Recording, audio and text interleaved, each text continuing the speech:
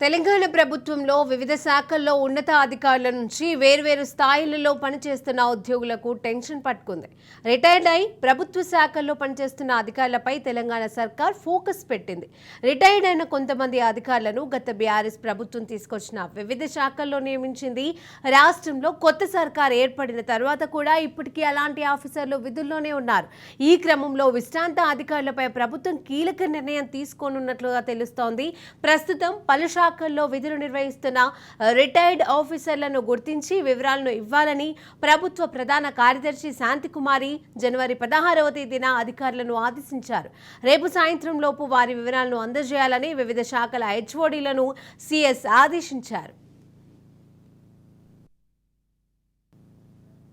తెలంగాణ ప్రభుత్వంలో వివిధ శాఖల్లో ఉన్నత అధికారుల నుంచి వేర్వేరు స్థాయిల్లో పనిచేస్తున్న ఉద్యోగులకు టెన్షన్ పట్టుకుంది.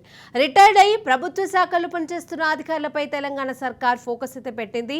ఇక దీనికి సంబంధించిన మరింత అప్డేట్స్ మా ప్రతినిధి మహేందర్ అందజేస్తారు. Mahender, good morning Sirisha. తెలంగాణ ప్రభుత్వంలో మొత్తంగా కూడా తెలంగాణలో కాంగ్రెస్ ప్రభుత్వం వచ్చిన తర్వాత ముఖ్యమంత్రిగా రేవంత్ రెడ్డి ప్రమాణ స్వీకారం చేసిన తర్వాత అన్ని శాఖల పైన సమీక్షలు నిర్వహించారు.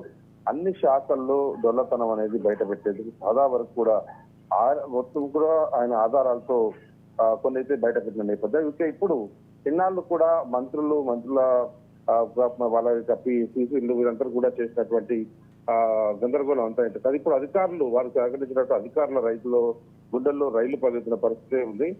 ఇక వేరు స్థాయిలో పనిచేసినటువంటి ఉద్యోగులకు పెద్ద టెన్షన్ పడుతుందని చెప్పొచ్చు.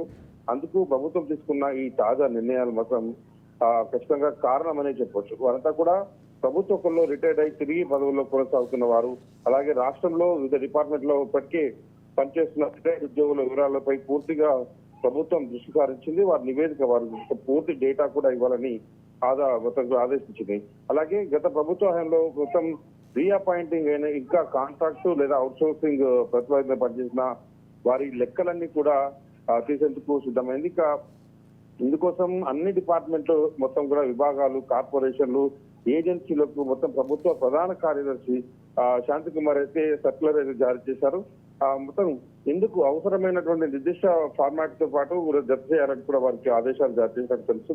ఇక కొత్త ప్రభుత్వం తర్వాత జరిగిన రీఅపాయింట్మెంట్ వివరాలన్నీ కూడా సమర్పించాలని ఇప్పటికీ సూచించినట్టుగా తెలుస్తుంది.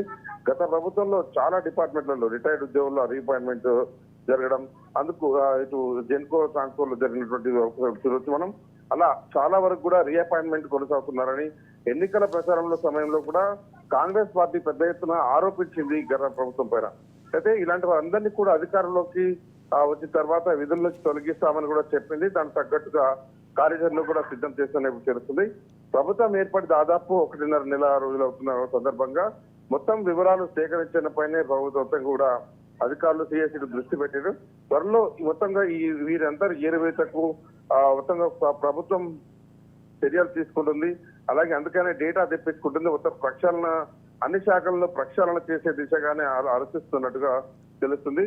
ఇక మొత్తం సచివాలయంలో ఇదే చర్చ కూడా నడుస్తున్న పరిస్థితి. దీంతోనే అవినీతికి పాల్పడినట్టు ఏదైతే లిస్ట్ అవుట్ చేస్తున్నారో నిరుద్యోగుల రిటైర్డ్ ఆఫీసర్స్ కి సంబంధించి ఇది నిరుద్యోగుల కోసం అని చెప్పుకోవచ్చా? ఇది ఖచ్చితంగా నిరుద్యోగులకు ఒక అవకాశం ఉంది. వీళ్ళు అందరూ ఈ ప్రక్షాళన జరిగితే కొత్త నోటిఫికేషన్ వస్తుంది కాబట్టి అప్పుడు నిరుద్యోగులకు ఒక అవకాశం వస్తుంది. ఆ రకంగా అలాగే ఆయా శాఖల్లో జరిగినటువంటి అవకతవకల పైన పూర్తిగా అధికారులే మొత్తంగా వారు సహకరించారు, సహకారం అందాయి కాబట్టి ఆ దిశగా కూడా మొత్తంగా ఇటు శాఖ ప్రక్షాళన అలాగే కొత్త నోటిఫికేషన్ రెండు కూడా వచ్చే అవకాశం ఉంటుంది. కాబట్టి అన్ని విధాలా మేలే కొత్త ప్రభుత్వం తీసుకున్నటువంటి ఈ నిర్ణయాలను అందరూ కూడా స్వాగతిస్తున్నారు, అందరూ కూడా హర్షిస్తున్నారు. కానీ ఎవరైతే ఈ అక్రమాలకు పాల్పడ్డారో, ఎవరైతే అక్రమదారులకు సహకరించారో ఆ యొక్క అధికారులందరి గుండెల్లో మాత్రం రైళ్లు పరిగెడుతున్నాయి. అలాగే మాజీ ఉద్యోగులు కూడా ఇప్పటికీ తాము రిటైర్మెంట్ తీసుకున్నా, వాలంటీర్ రిటైర్మెంట్ తీసుకున్నా, శాఖలో రాజీనామాలు చేసినా కూడా ఎవరిని విడిచిపెట్టేది లేదు. పూర్తిగా జరిగిన అక్రమాలన్నింటినీ కూడా బయట పెట్టేస్తారు. దీంట్లో ఎవరెవరి భాగస్వామ్యం ఉంది అనేది కూడా ప్రభుత్వం బయట పెట్టేందుకు పూర్తిగా సిద్ధమైంది. అయితే ఇప్పటికే సదరు ఉద్యోగి రిటైర్ అయ్యింది.